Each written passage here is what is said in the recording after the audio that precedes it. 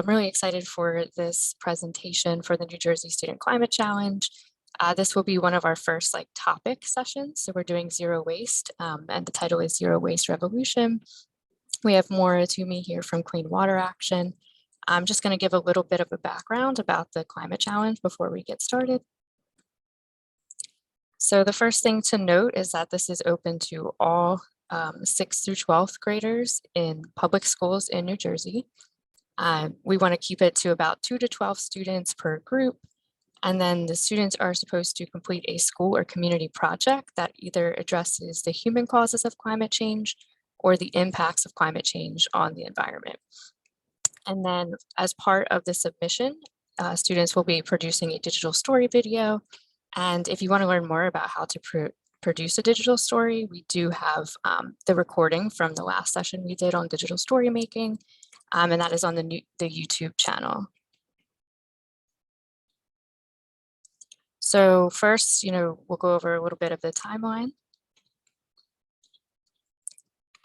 So we have this month of February, we'll have all these educational sessions. We'll have student sessions like this. We'll also have professional development sessions for teachers. And we have the April 1st challenge submissions will be due. So, keep that in mind. We have in May, the challenge finalists will be announced.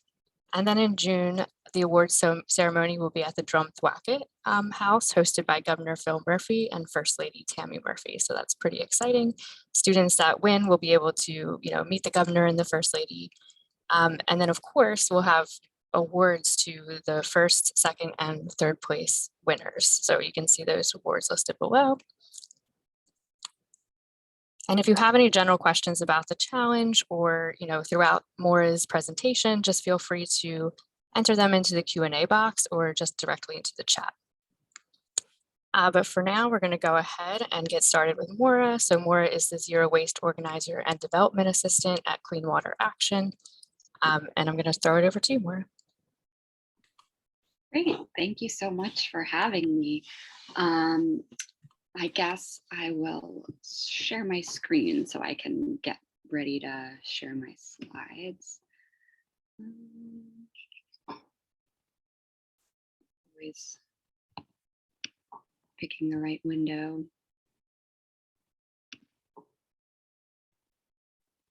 Sorry about that. I have too many windows open. One sec. Well, anyway, as I'm doing this, I guess I will introduce myself. My name is Maura Toomey. As I've been introduced, I'm the Zero Waste Organizer with Clean Water Action. Just to give you a little bit of background, I guess, about myself for any students who are watching who are interested in getting, going down the path of working in environmental field. There's a whole variety of ways to get involved. My path was I started working as a canvasser out of our Montclair office. So basically doing our outreach to communities throughout New Jersey on our variety of our campaigns. And then after a few years of doing that, I took on the role of our Zero Waste Organizer. And one of our campaigns is mainly focused around assisting businesses and institutions in switching from single-use disposables to reusables. And it actually helps them save a lot of money because they're not purchasing all those reusable disposable items. And they get to prevent a lot of waste from entering the environment and the waste stream. And we also recently worked on getting the plastic bag and styrofoam ban passed for New Jersey, which will be going into effect in May, which is very exciting. And then just last month, we got a bill across the finish line to require post-consumer recycled content in a variety of packaging materials, like rigid plastic containers, beverage containers, glass containers, plastic bags, and paper bags. So that won't go into effect for a couple more years, but again, step in the right direction policy wise. So today I want to talk to you a little bit about the issue of zero waste in general, what it means, beyond the individual level, and how we can start bringing it to a community level where we're seeing a bigger impact. And then, of course, ways that students can take on projects for this specific challenge to address some of these issues. So let me see if this is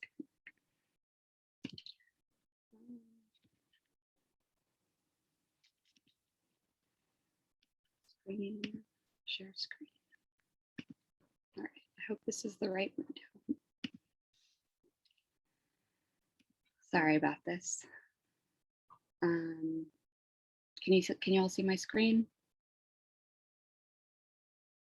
I don't see anything. No. All right. Joanna, do you happen to have my slides available? Yes, I believe I can pick them up. One moment. Yes, that's why we do that. Sorry about that. Technical problems.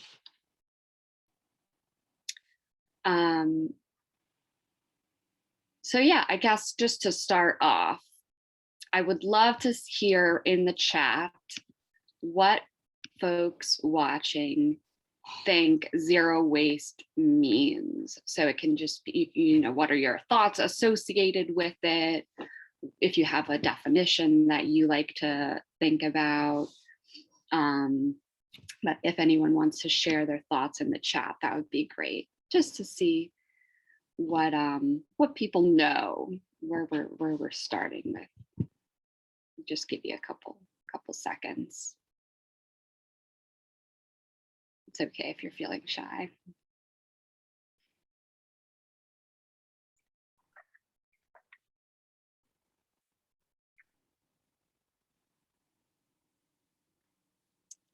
All right, well, I'm not seeing anything. More recycling and reusing. Okay, seeing that. Any others before I do the big reveal of what I like to think of as zero waste?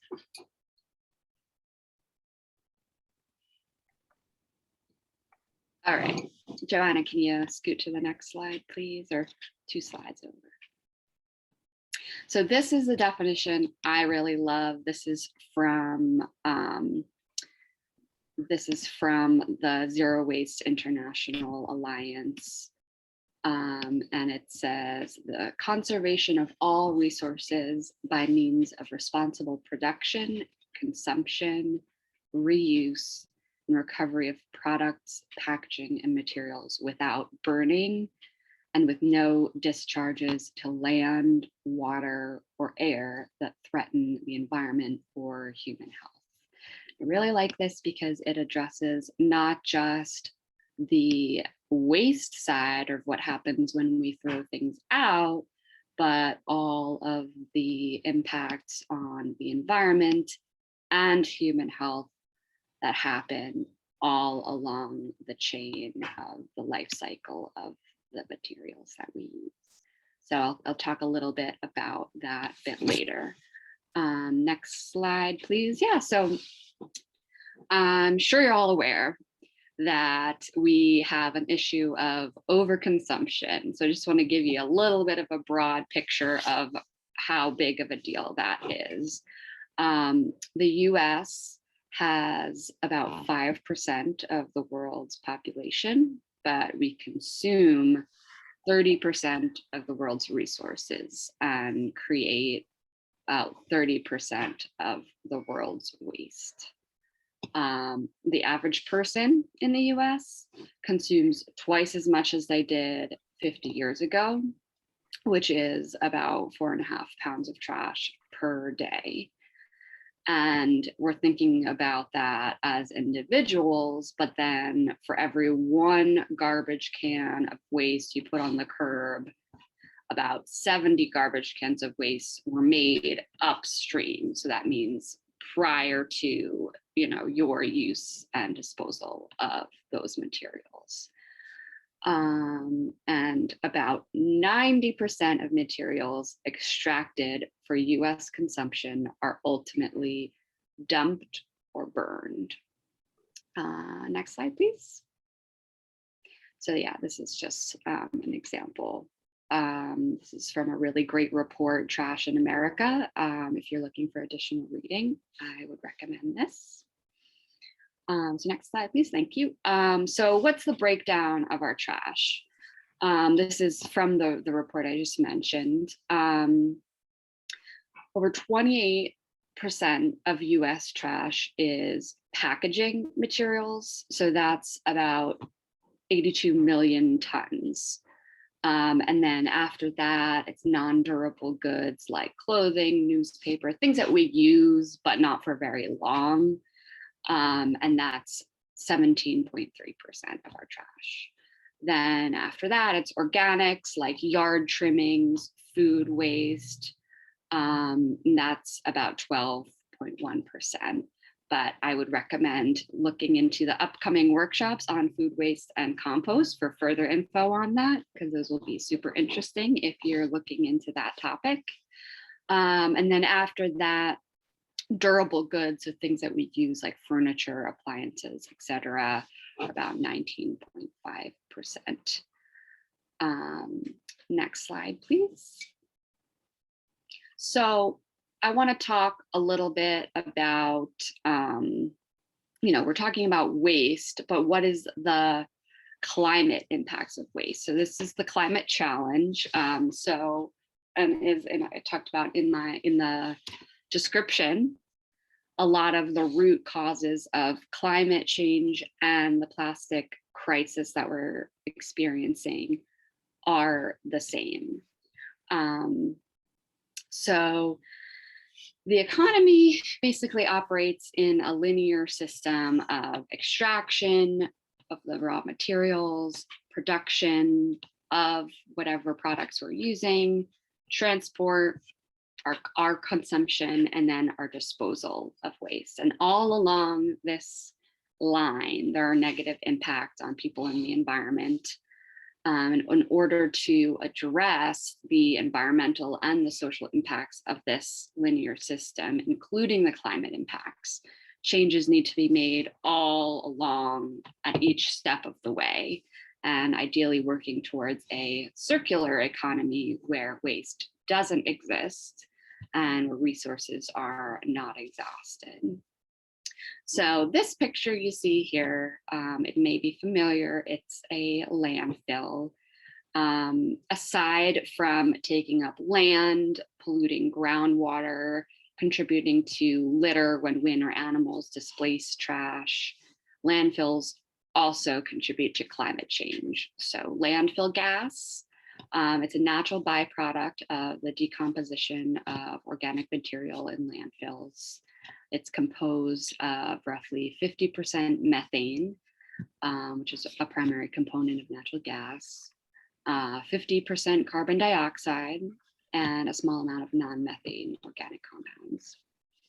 Methane is especially scary because it's a very potent greenhouse gas, about 20 to 36 times more effective than CO2 at trapping heat in the atmosphere over a 100-year time period.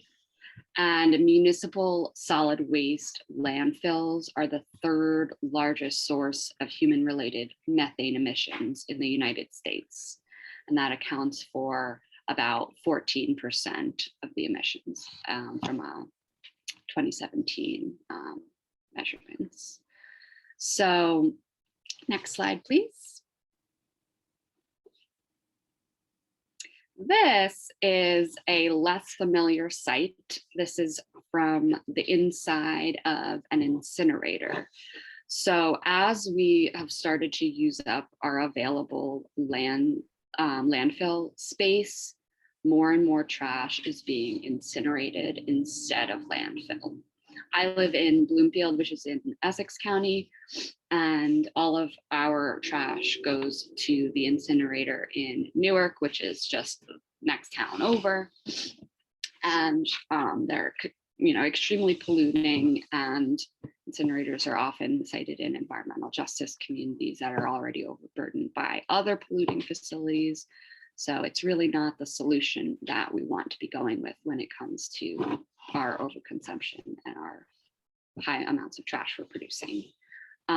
Burning trash releases toxic pollution like dioxin, which is extremely harmful to our health.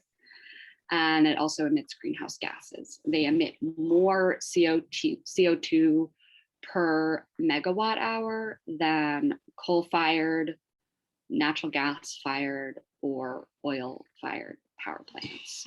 So, some folks say that, oh, well, we can harness some energy from the burning of our trash, but the reality is it's not a good solution. It's producing much, much more CO2 emissions, and it's not very effective at producing a lot of energy from all of that. Let's see, next slide, please. So this is a basic,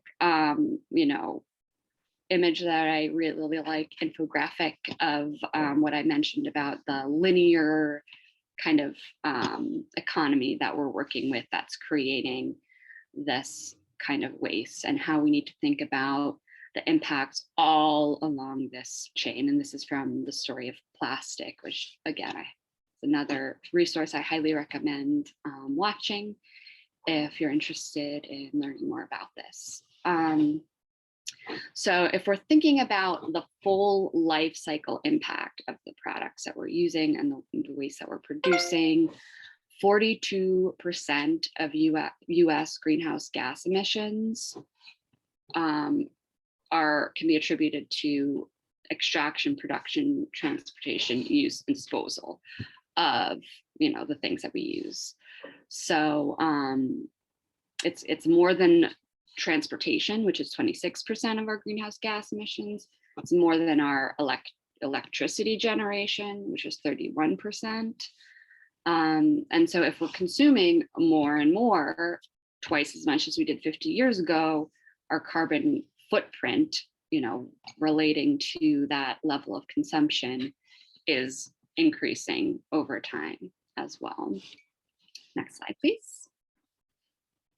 So the last thing I want to talk about, well, the last, thing I want to talk about relating to the life cycle of our waste is plastics. So this rise in consumerism that we've seen over the last 50 years does correspond with the rise of our plastic production, specifically our disposable plastics. So remember in the previous slide where I showed that a lot of our garbage is packaging, that's where this comes in.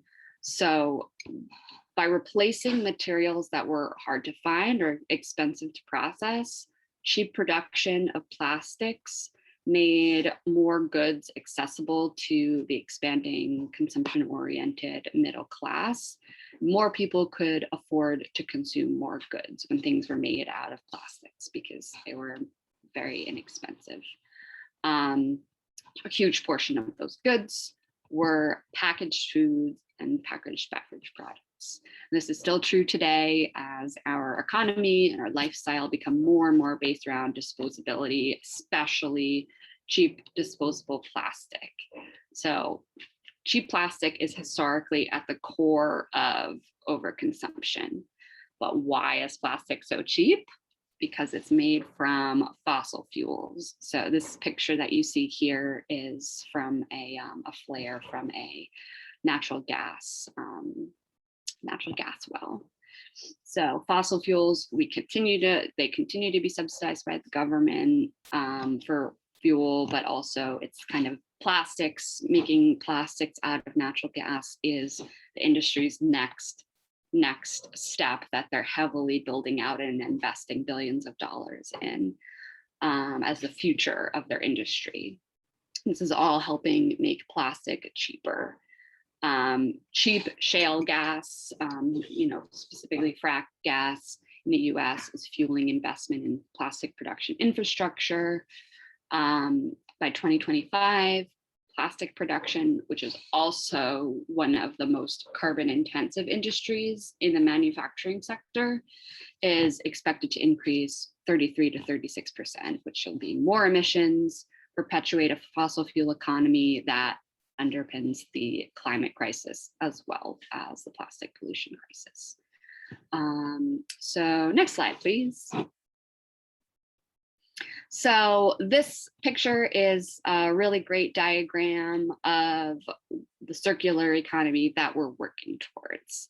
And that includes all of our individual habits that we try to embrace, bringing your own reusable water bottle, reusable coffee cup, refilling your own containers when you go to the supermarket, bringing your own reusable bags, saying no to straws, buying less, buying used, all of that great stuff that we do at the individual level. But now that we all know that that's kind of where we're supposed to be going, we also want to think beyond our individual habits and work together to change these systems and policies at the community level, state level, to make a bigger impact, get more people doing these great things, but also making it easier to do these things. So organizations like Clean Water Action are helping put policies in place like this at the state level. So I mentioned, we got the plastic bag and styrofoam ban, post-consumer recycled content. There's another category of policies called extended producer responsibility, which is focused around the basic idea of polluter pay. So those responsible for creating the polluting materials have to be in some way responsible for paying for the cleanup as an incentive to stop making those polluting products. And we've got statewide bottle deposit laws, pay as you throw programs at the town level, where the cost of trash pickup is dependent on the combined tonnage of the town's trash as an incentive for people to reduce their trash. And then also another thing is, we can remove the renewable energy credits that incinerators are receiving for operating. So those are some things at the policy level, but there's also that happen at the state level. But I really want to talk about what we can do more at the community level, because that's where a lot of these things start. And that's where a lot of students and green teams can make a huge difference. Next slide, please.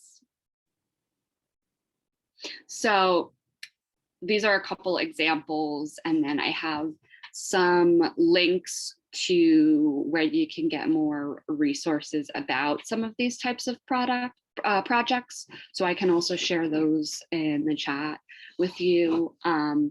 But you can start with a simple school or community waste audit, where you're actually going through taking measurements of what you're throwing out, and it helps to really separate things out by category. So how much how much plastics recycling is your school collecting? How much paper recycling? What are people throwing into the trash can? And then that can give you, when you see those numbers, it can give you a good idea of what you might be able to do as a school or as a community to reduce what's going in those bins. So Cafeteria Culture is an organization that works in New York City that has this really great program of training students to kind of take control of the cafeteria, teach other kids with sorting and reducing food waste by a ton, as well as other types of materials. So yeah, thank you for sharing. Food waste, definitely check out the food waste workshop that's coming up. And then Eco Schools is kind of a guide on how you can do a waste audit in your school. From a waste audit, you might be able to consider how your school district or your town might consider a zero waste purchasing policy. So an example of that would be the school might decide we're not going to purchase disposable cafeteria trays or disposable water bottles or plates for certain events that we put on. Instead, we're going to put that money that we already spend for these types of things, we're going to put those towards systems of reuse. So that means instead, you can purchase the reusables. You can, for events, you can have people get volunteers together to wash the reusables, things like that. And there's some great examples out there of school districts doing this, towns doing this, larger cities doing this.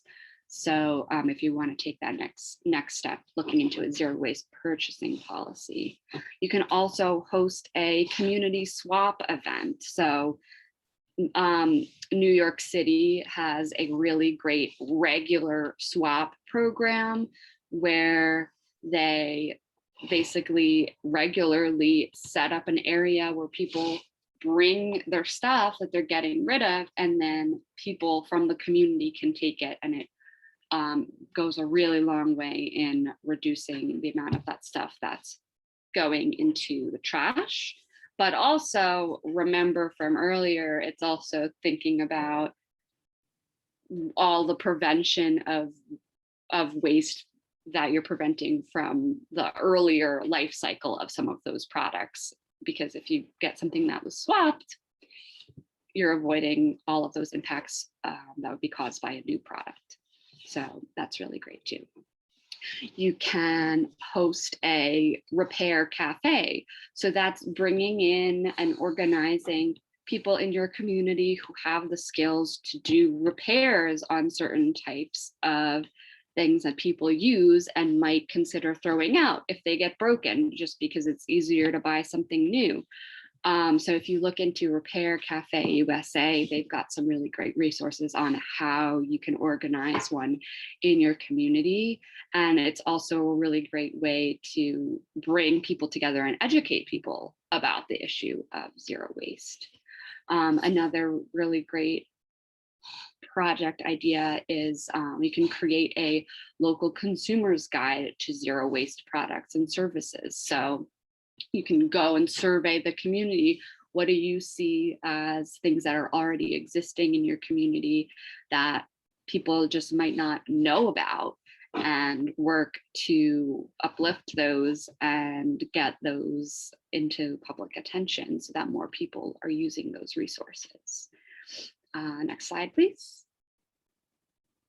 And then I would say this is important with any project that you do. You always need to continue to educate yourself and to bring more people from the community into the work you're doing. So you can host a screening of The Story of Plastic, which is that great film that I mentioned earlier. You can do this virtually. Clean Water Action did a virtual screening of this film last year, I believe, during COVID, and there were a lot of people interested, so I highly recommend that.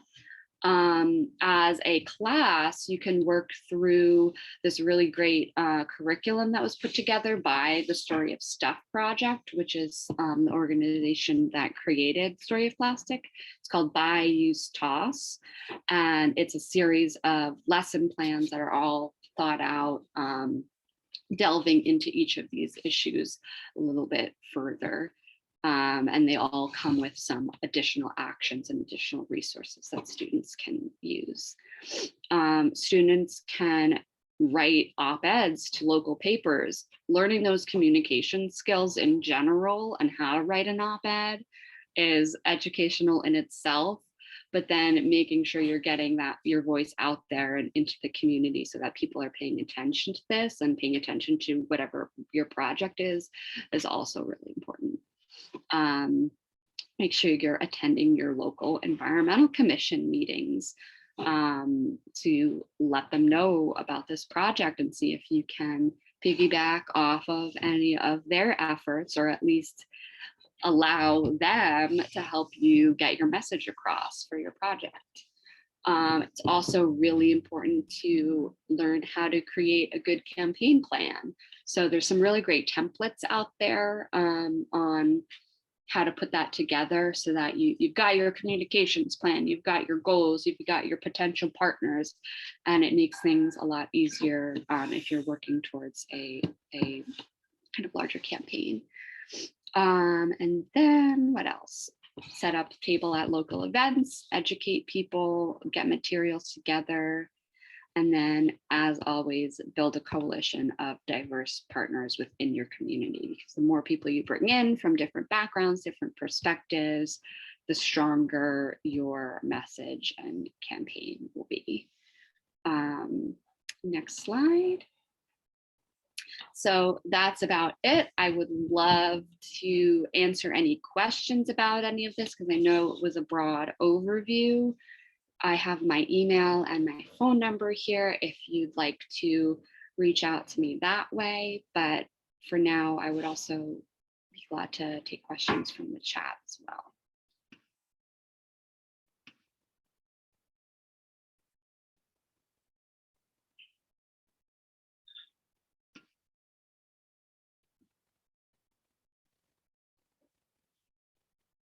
I see someone mentioned consider starting a buy nothing group in your community. If you don't know what that is, it's people have been using social media as a way to create little communities, very hyper local communities, where people give away things that they want to get rid of, or offer things to members of their community. So for example, I recently gave away a pair of old roller skates that I hadn't used in years, and I used a buy nothing group that I'm part of locally, and people they're really great, and it really also helps build a community.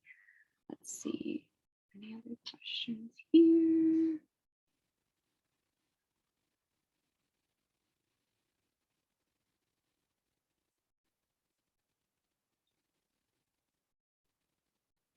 Scrolling back up to see if there's any other previous questions in the chat.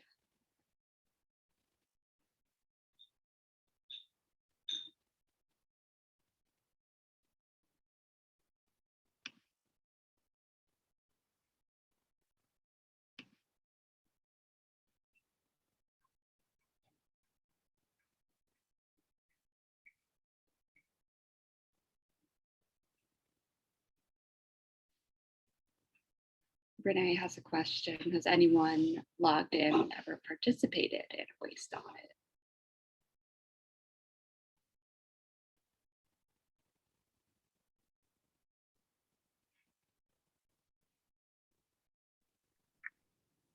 Yes, Veronique, I think, was asking to unmute because she's just done several in a project that we're working on. So I'm just trying to. Veronique, I think you're unmuted now. Oh yeah, can you guys hear me? Yeah. Yes. Oh yeah, actually I wasn't aware that I was asking to unmute, but now that I unmute, no, there's a lot of great ideas and suggestions. Thank you so much for sharing.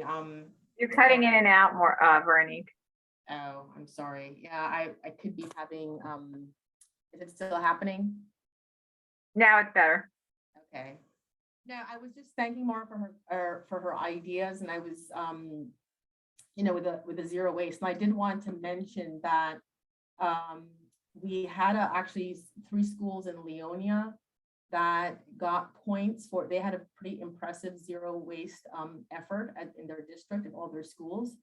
And there you can view their submissions for that. If you go, I don't know if you've already showed them in the orientation of how to go to the map and to find, like to search for schools. But if you go to the Leonia schools on our map, you can actually see some of their efforts that they did, which included some of the community outreach and education with like green fairs, but also efforts like in their school and their cafeteria and elsewhere. So I would recommend going to take a look at what Leonia did. Great, thanks.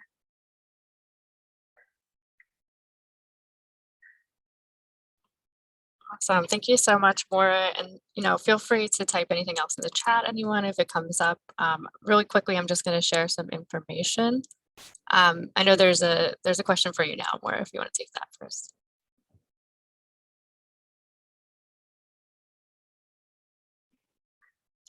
What do I think the most surprising outcome of a waste audit is? Well, obviously, I think it depends on where you're doing it, whether it's in your school or what, but I helped to do a waste audit of the Dodge Poetry Festival in Newark before COVID. And to me, the most surprising was, well, two things.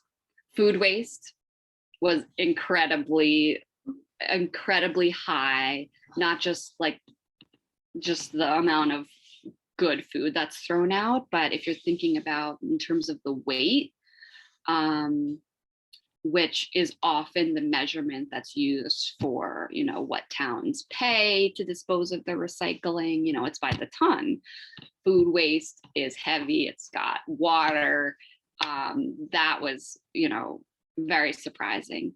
But also, a waste audit reveals how much people don't know which bin it goes in, because often you need to have someone there kind of watching what people are doing and guiding them to know which bin goes where, or really thinking about it, because we think we know, but we really don't know the recycling symbols, which one your town actually accepts, what types of plastic, is this paper too dirty to put in the paper recycling, things like that were surprising as well. Like people just think they know, they want to do the right thing, but it takes someone actually telling them as they're doing it to really get them to see how it really needs to be done. Great, thank you for sharing that. So I'm going to really quickly just share some of the sessions that will be coming up for the rest of our programming. So you can see some of this has already happened, but later this week, we have the energy strategies at school, which is all about doing audits on how to save electricity and power in your school. So that'll be a really interesting one.